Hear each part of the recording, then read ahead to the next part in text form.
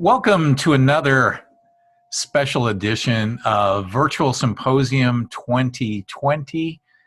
Kudos to John Nemeth from AECOM. The other day he showed me how to put Court Street in my background slide.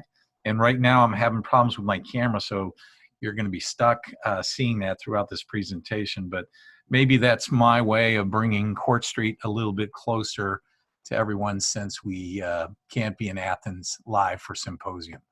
And then I would like to once again give a very special thanks to the MSA class of 2020, the on-campus class, because, just imagine, you work hard all year long, and one of their big efforts is to produce Symposium, and then all of a sudden it's taken away by COVID-19. Well, that group didn't want to hear about anything being taken away, and they said, hey, we've got the talent. Let's do the first ever virtual symposium. So kudos to the MSA class of 2020. And I also want to thank our friends at AECOM for their continued sponsorship of the center and a lot of the initiatives that we do with them. But today, our special guest is Carolyne Savini, who is a partner and the head of North America with NOLAN Partners. So Carolyne, welcome aboard.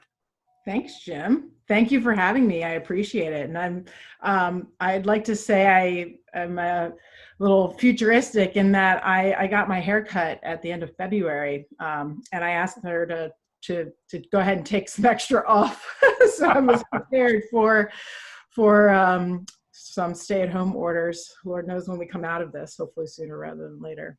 Well, I hope you don't mind, but I took your profile shot from the website with NOLAN Partners. But let's do this as we get this session going, and spend a little bit of time telling our audience about NOLAN Partners. I mean, a lot of our alumni would know you through Turnkey, where you really started your career and grew your career, and you took a little sabbatical, and now have three men in your lives that are very special. So you're getting some extra time with them during COVID-19. But let's first talk a little bit about NOLAN Partners and your role really heading up North America and being a partner within the company.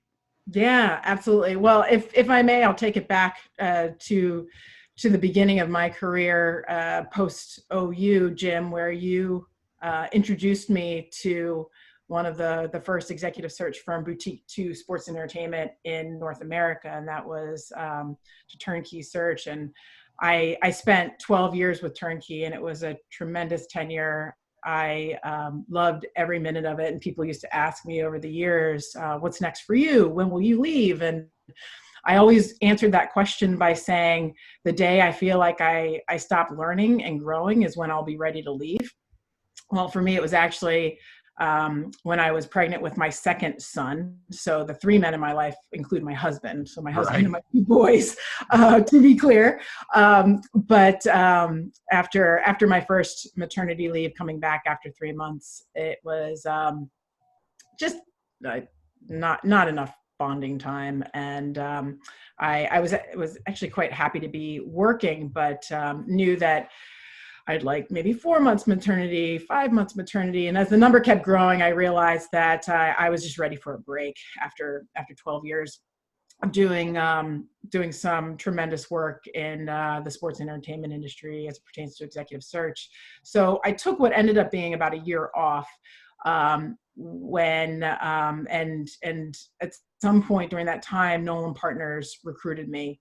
And so a little bit about NOLAN Partners is NOLAN Partners is a boutique executive search firm in the sports and entertainment industry, but based out of London. So we are a global executive search firm. And one of the things that I did notice while I was with Turnkey is that Turnkey had started losing some search work to international firms because clients were telling us that they wanted to work with a firm with global experience. And there's a lot to be said for that in terms of having global experience or global remit in terms of being able to reach more people all around the world and identifying the best talent out there. So I joined NOLAN Partners April 1st last year. and have been here for just over a year now. And I lead our North American executive search business. Well, little did you know on that North Carolina trip during your MSA year that I'd pull you aside and say, I just got off the phone with Len Perna, and he's got this neat little research and executive search firm, and he wants to bring in somebody with your personality and your skills to help him grow executive search. And you were probably like, what is this guy doing to me? And I didn't think at the time that you would stay 12 years and this would become your area career-wise of expertise, but I knew you had the skills, and kind of a leap in faith because your summer internship, if I remember right, was working at the University of Memphis with Tiger Sports Properties, right?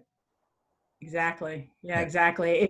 It's a good story, Jim, in that I happened to fall into a career that I'm very well suited for. So I got lucky. But Doc K, I remember referring to something that happened for me being lucky, or I was lucky, and Doc K said, lucky is the intersection of preparation and hard work, and maybe something else. Yeah. So I evaluated the opportunity when you first introduced it to me, and then of course after I talked to Len and learned a little more about what it meant to be an executive recruiter, and measured it up to my just personal career goals and what I wanted to do, and realized that it checked a lot of the boxes. So I didn't go in blindly. I went in fairly informed, not just about what the opportunity was, but what I wanted and what I do well, and that's key in just for career satisfaction, not just for career success. Right. Well, let's go ahead. I've put together some special slides that will get our audience through the presentation. But with COVID-19 going on, I think the question I'm hearing it a lot, and like, hey, are companies hiring right now? Yeah. So the short answer is yes. There are companies that are hiring right now, and it's the follow-up should be for what? So what I'm finding is that a lot of my clients have slowed down search processes or paused search processes. But there's another group of clients that have said, no, let's go full steam ahead in the search process, because our business is still going to be a business after COVID-19 resolves itself. And we want to be prepared for that. And we still need to hire these positions. So it all depends on the organization that is hiring. And then there's another subset of opportunities in terms of when certain positions are vacated, certain roles within an organization are vacated, there is a need to fill those positions. So they're fewer and farther between, certainly, in terms of the opportunities, but they are out there. One thing that I'm finding right now is that because of the high profile nature of our industry, sports and entertainment, there is a lens on our industry. And actually we saw it a couple weeks back when Harris Blitzer announced that they were going to reduce salaries and institute a pay cut of 20% across the board. And I live in Philadelphia, and there was tremendous backlash from that announcement. And something like 3 days later, I think it was over the course of the weekend, they reversed that decision and gave everybody their full salary back. And so that's just one example to say, one of the things that we're finding is we're having some conversations with regard to vice president of communications and PR executive roles that organizations are taking a different look at those positions. Health and safety is another one. Right. Executives are asking, should we hire people to lead health and safety initiatives? Because not just what we're going through right now, but when there is a vaccine or a cure, or however, as a world, we return to some semblance of normal, will people still feel comfortable congregating in mass and en masse, not in masks, right? But en masse. Gotcha. And Gotcha. if so, or if not, like, how do we give them that comfort? So there's some discussion around leaders in health and safety.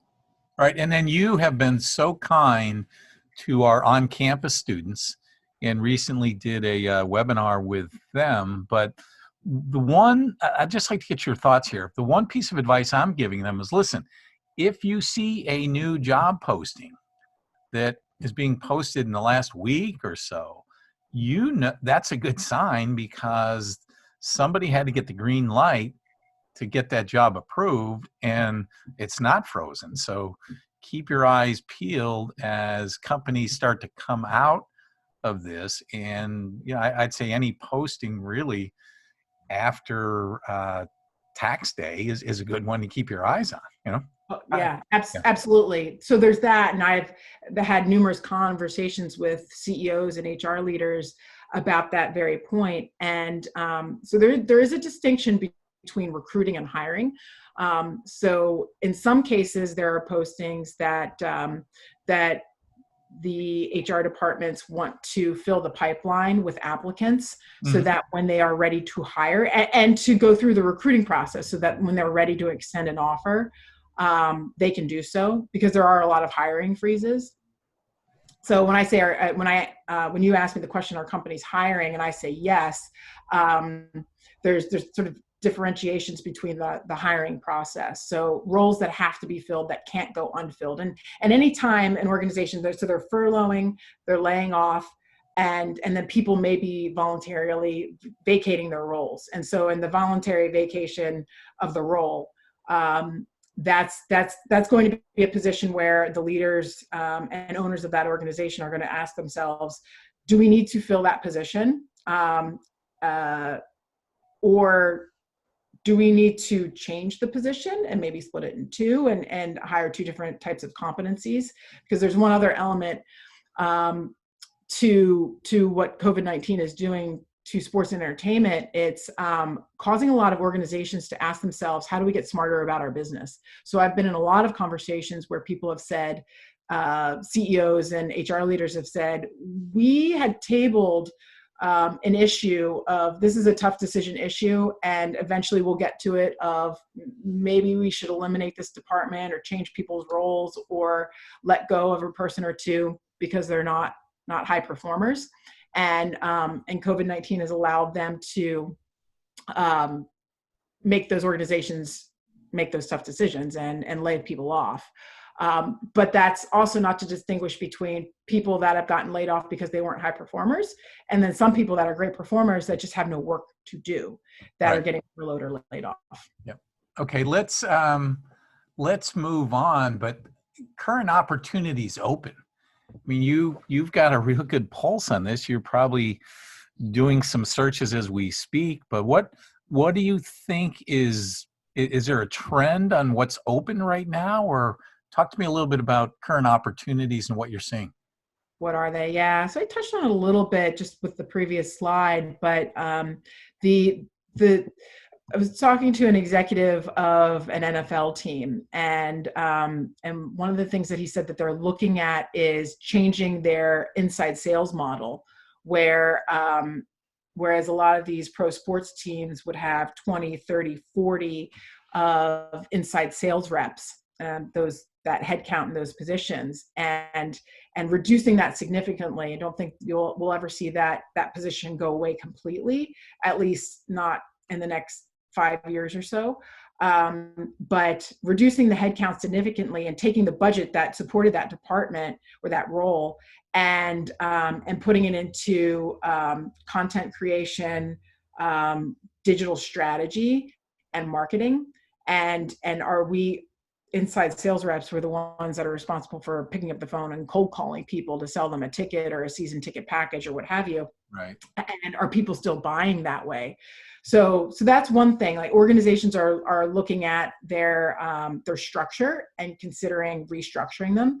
And then I mentioned the communications and the PR government relations as well. That's another senior level role that I'm hearing being discussed of perhaps we should hire somebody in this type of role. You've never seen political leaders and heads of sports work more closely together or talk more frequently than they are today. Right. So one of the things you just said there keeps me up at night. So while my primary responsibilities are working with our grad students on job placements, I do help out with Annie Brackley, and she's been taking the lead on that with our undergrad placements. But undergrad placements at Ohio University, and we do a really good job there, 50% of those placements are inside sales. So if you were interviewing me and saying what's going to be keeping you up at night down the road, I think artificial intelligence is going to give teams and properties the opportunity to take their inside sales team from 20 down to 5 or 6, because the message going out to the prospects will be so personalized that it'll be less outbound calling, and you're going to have closers when the calls come in. So I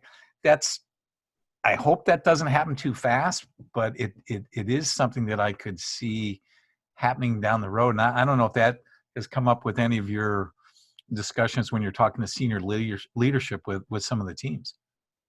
Well, and the savvy organizations are thinking that way. I can't tell you how many times I've heard an executive say, "Never waste a good crisis." And the smart organizations will start to separate themselves from the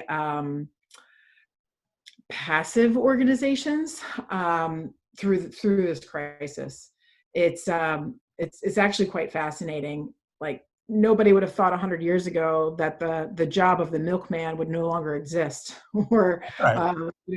Those that manufacture the buggies that the horses carry along. So times change, and we definitely have to be prepared for it. And COVID-19 is absolutely jumpstarting that change. So my advice to you, Jim, is to start thinking not about how to protect those 50 placements for the undergrads, but rather how do we equip the future-looking and the future-focused organizations with an intelligent sales force.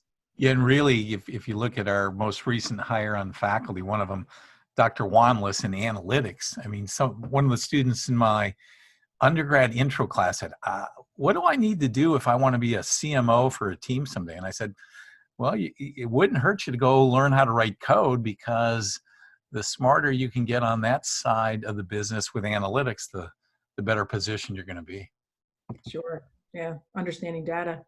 Okay. So as you and I were talking to prepare for this session, an obvious question that you get a lot, I get a lot with younger crew, how can I stand out? So what's your advice to our alumni that'll be watching this session as part of our virtual symposium?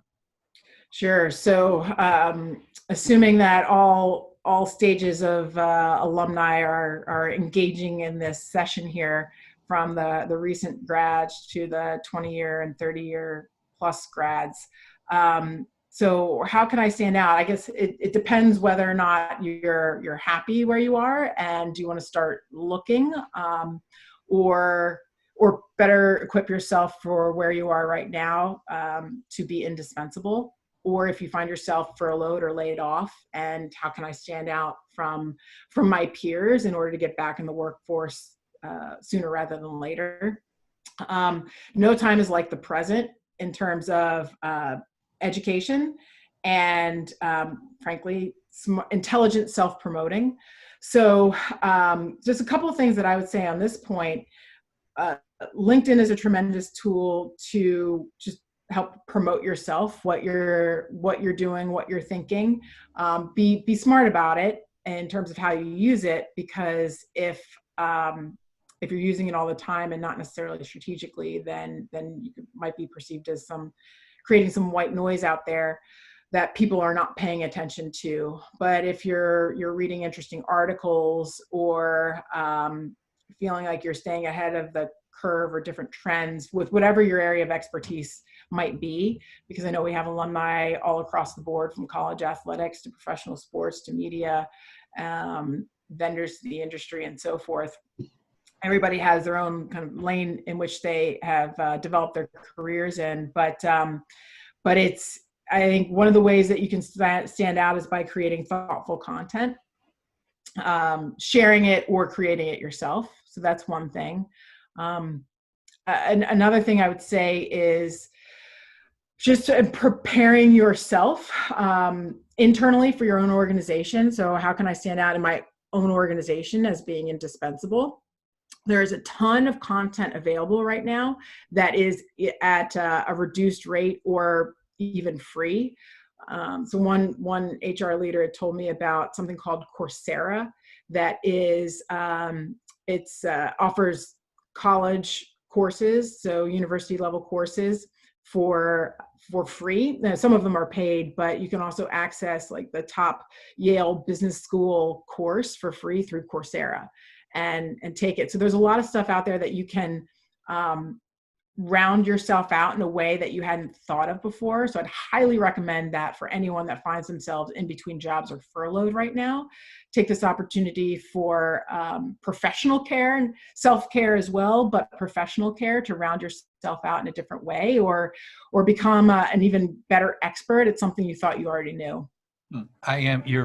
Your comment there is music to our ears back in Athens, because one of the things that we've been working on, and you and I have talked about it, in a couple of weeks, we're rolling out a executive certificate in sports gambling education. And our thought there is that most college athletic administrators are not equipped for what's coming their way. So as sports gambling continues to be adopted in more states, it's going to be a $500 billion industry. And we were fortunate to partner up with a company out of Vegas called US Integrity, but that's going to be another part of this industry. And, you know, we think it's designed for college athletic directors right now, but I was contacted by the head of sponsorship sales with a Major League Baseball team and said, hey, I am going to be our expert on sports gambling, Jim, and I want to take this course. So your comments there are very timely. Yeah, that and by the way, esports, Jim, it is growing, it is exploding, and if there's a way for you to include some element of that into whether it's standalone curriculum as part of that, and I mentioned esports in particular right now because I was talking to a venture capital firm, the managing director of a venture capital firm that invests, specifically in sports entertainment technology, esports and so forth. And he made a comment that he was talking to a regulator in the state of the Commonwealth of Pennsylvania. Right. And that person, whereas 2 months ago, Pennsylvania would have said, you'll never see sports betting for esports. A recent conversation, according to this person, was, we may be open to it. We may be open to it. So the regulators of the states that are losing income because of all the things that are shut down right now, I bet esports and sports betting restrictions will be loosening up across the board very, very soon. Sports betting in general, nationwide. Okay, so here's a question that I'm sure you hear on occasion, but what should I be doing between jobs? And I grabbed a little photo in the left-hand corner from my good friend that works at Google Images. And to me, when you and I were talking about topics, it's really filling that void, because nobody wants to have a period on their resume that just looks like they weren't doing anything. So what are your thoughts here? Yeah, the black hole that will become COVID-19, that's a very apropos image. So actually, to that specific question, Jim, I think pretty much everybody will get a pass with this, in that when I've reviewed resumes in 99 to 2001 and seen numerous resumes with a gap in that career, or a move from one place to another with non-specific dates, and 2007 to 2009, same thing. It people in my position understand. So just as you ask about like how to fill the gap on the resume, my advice is to be less concerned about that right now, but rather filling the gap of your sort of intellectually challenging yourself or oneself, and what else could you be doing? Could be volunteering, which is a way to fill the gap on the resume, just with volunteer roles. The professional development that I mentioned, online courses, anything else that the sports ad program might be offering could be actually, Jim, an opportunity for you guys to develop some content or curriculum Right. for those during this period, maybe for the summer semester. But I think that's a good way to think about it right now. Cool. Well, you'd be very proud of Doc Higgins.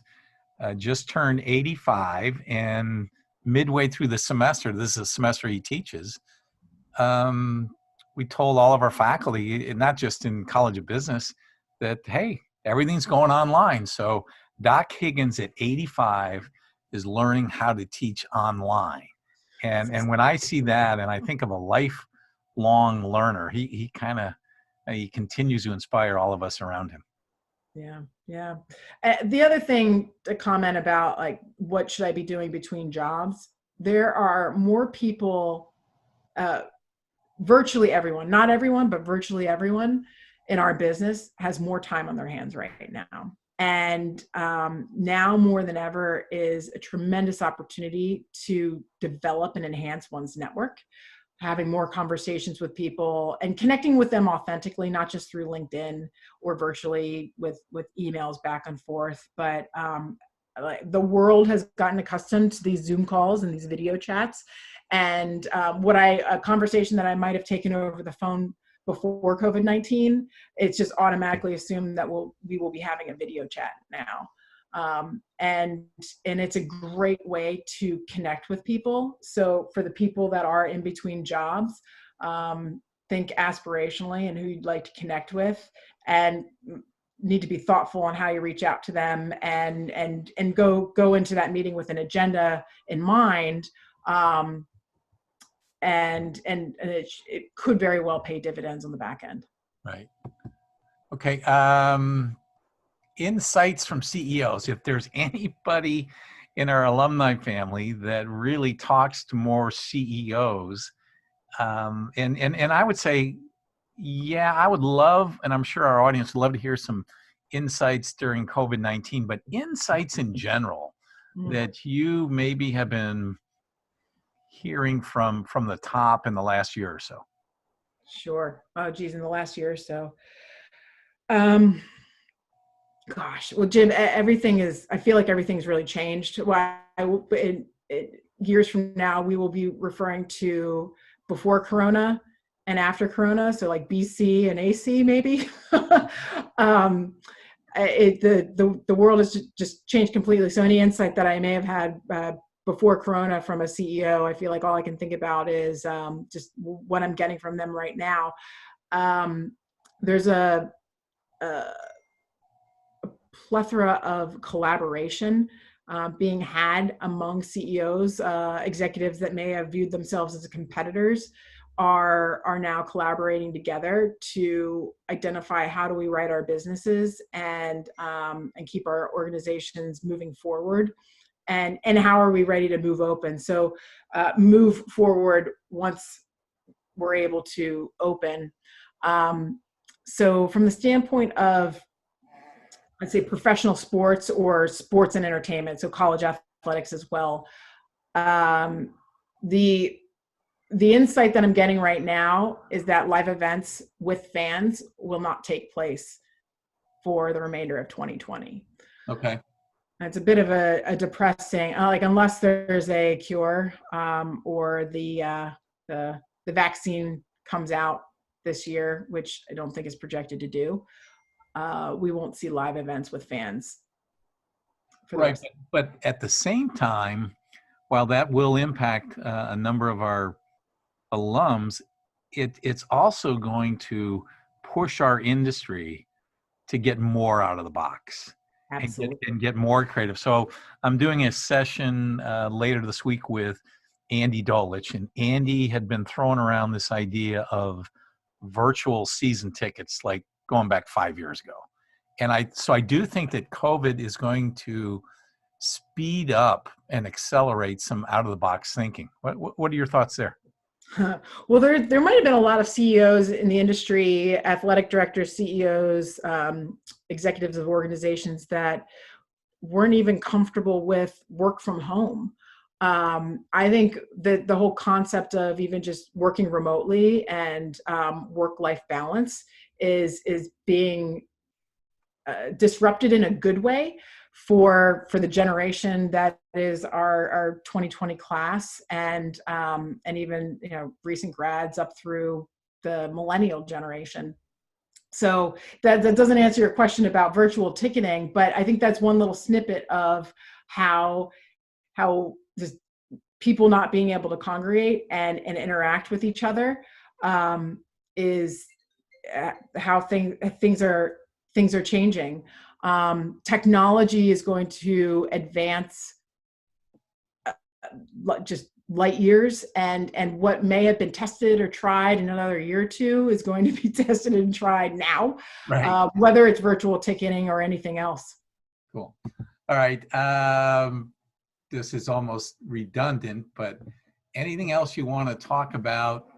If you're looking into your crystal ball, what other changes are we likely to see as an industry coming out of COVID-19? So I have a couple of my own personal thoughts on this, which is somewhat sociological and somewhat just from conversations with people. But I think we'll see changes in how people interact and behave for like the first 6 to 12 months, and however long it takes us to get a cure or a vaccine, maybe through 2021. That would probably be a worst case scenario. But after that, and whatever technological changes take place, which I can't be specific. I don't know exactly what that will be, what it looks like. It might be the example I referenced where inside sales goes from teams of 40 down to 5. And so like, what is the foot in the door position at a professional sports organization? It might not actually be inside sales anymore. The need for content creation, digital marketing, and analytics has gone through the roof, because in speaking with chief revenue officers, I have numerous conversations right now with chief revenue officers, and they're all talking about the value add for their sponsorship deals, so that they don't have to try and keep their sponsors in the organization. And some may ask for money back, some may be asking for releasement from their contract completely. But how do we give more to our partners? And what they're finding already is the content that they're producing virtually, digitally, socially, through the social channels and what have you, has more value within reason than what they had before or what they had previously. So that'll be a tremendous area of opportunity coming out of COVID, because it's being tested by so many organizations right now, and they're recognizing it. Right. Okay, I think this is our last question before the wrap up, but trends in executive search. So what I'm after here is what you're seeing and what our alums should know, because typically they're not going to deal with someone in executive search until they're over 30 years of age. And our job is to get them ready for you someday, so that you can come after and recruit them for a C-level position. But what trends are you seeing when it comes to executive search, and what advice might you provide to somebody that has never really gone through the process and been recruited for a job at a more senior level? Sure. So the question might be better phrased, not just trends, but how do I how do I engage an executive search consultant and get on their radar? Yes, yes. Um, so, um, with, if there's a thoughtful and unique way, like I never turn down I rarely ever turn down an introduction to someone. So I'm always happy to meet people either over the phone or virtually via email.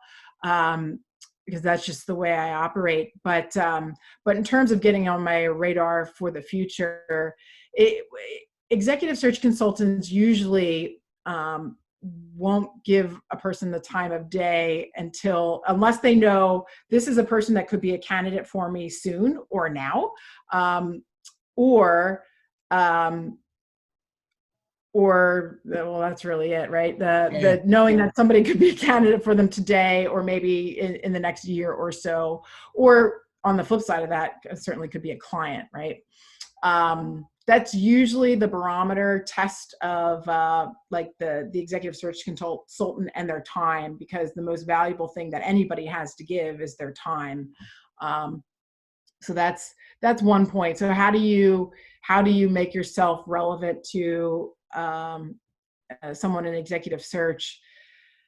It's I suppose reaching out to them and asking what are some of the assignments that they work on, and sharing your resume with them, and just getting to know them and their process a little better, or requesting to get to know them and their process a little bit better, and seeing what kind of time that they might give you in return.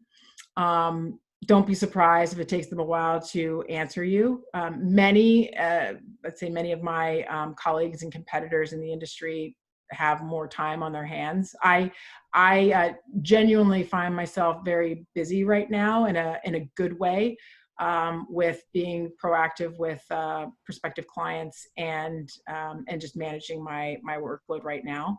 So not to mention, because I'm in my home and my kids I can hear them in the other room. The time for me of when my day starts and when my day ends is slightly blurred right now. Sure. Not everybody's a parent like me, or parent with young kids living in the house. Well, I can't wait to watch your two boys continue to grow up and see what sport they may choose to focus on, excel in, because I'll brag about you. As a former swimmer, you had a standout career at the University of Pittsburgh before coming to Ohio for grad school. So, okay, let's take it here. And this is what I'm going to call closing questions. And because it's just you and I, what question didn't I ask you in this session that you think our alumni could benefit from, given your expertise and role with executive search? Well, we covered a lot. Yeah. I think I probably offered more than you even asked for. Like it goes back to probably the crystal ball of when will the faucet turn back on right now, and nobody knows. But I just offer this other piece of advice. Jim, I saw that you had written a little blog post on like brushing up one's resume, and for those people that find themselves furloughed or in between jobs, or even just with more time on their hands, that we're starting to think about what's next. Now is absolutely the time to brush up the resume, dust it off, take another look at it, or seek some advice or counsel on it. And I've had several people request that of me, and I've started to offer that. Okay, because what I don't want is for your phone to start ringing off the hook after Symposium, and have 50 people knocking on your door. But you, from time to time, you will help somebody with their resume, right? Yes. Yeah, I will. Okay. All right. So one of my favorite moderators in the industry of sports is Abe Madkour with the Sports Business Journal. And the way Abe likes to finish his sessions are just some quick hitting questions. So I'm going to have to throw some fun questions your way and see what you think. Okay. All right. All right. So this is the decade of the 2020s. Over the next 10 years, what sport in the United States do you think will experienced the most significant growth? Growth, Mhm. esports. Okay. Okay. What's your favorite sport? Oh, to watch live Mhm. baseball, to watch on TV football. I don't get enough college basketball these days, but I also love college basketball. Okay. Your time at Ohio University, if I said, hey, let's go grab something to eat on or around Court Street, where would we go? Casa Nueva. Good to hear that.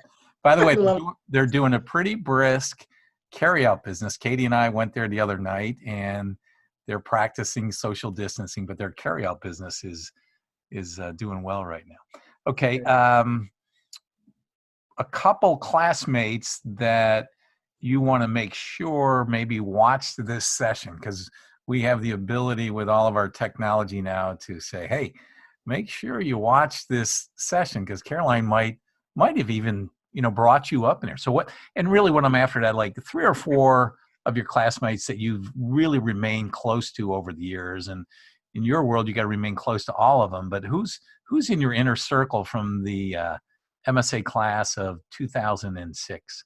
Well, I mean, I'm answering quite honestly. There's about 10 of them, Okay. and a couple from the classes before and after me. So I'll rattle off Bronwyn Greer, Nick Welsh, Mike McAllister, AJ Poole, AJ Machowski, Brent Shobe, Kevin Van Roy, Matt Shapercutter. Yes, Adam, your go class ahead. was my first official class at Ohio University. It's a pretty doggone good class. All right, so And one. by the way, there's one too, Cameron Wright, who works for Northrop Grumman these days. But these are legitimately people that I stay in touch to whenever I travel to their city. I see them. And Wade Martin, who is class of '07, Brian Gaynor, class of '07, Eric Sudol, class of 2005, Gina Bradley, class of 2005, Amy Weinstein Flynn, class of 2005. Well, if a new owner ever came to you and said, I want you to help start a team, and I'm going to make you a minority owner in the team, but your role is to pull people in the business that could help really make that franchise excel, you've got a built-in network ready to go. Yeah. Okay, one last thing, and then I'm going to let you go, but I wouldn't be doing justice if I didn't continue to promote the role that you have served as a mentor to our students. So a year and a half ago, you won our Alumni Mentor of the Year Award, and there's just a little quote on the screen for you from Zach, who nominated you, but you were his mentor. What a sharp young man. But I just wanted to thank you for all that you continue to do for our students from a mentoring standpoint and finding a way to get back to campus every year. Oh, well, it's a pleasure. It's I live by the mantra to pay it forward. Well, you certainly So, have done that, and I look forward to seeing you. And then maybe it's time for Katie and I to make a trip to Philadelphia and check in on the boys and Karsten too. So, absolutely. all right. Well, thank you so much, and we'll be in touch soon. All right. Thank you, Jim. Thanks for having me. Okay, so that's going to be a wrap for this session of Virtual Symposium 2020. Thanks for tuning in, and stay safe out there.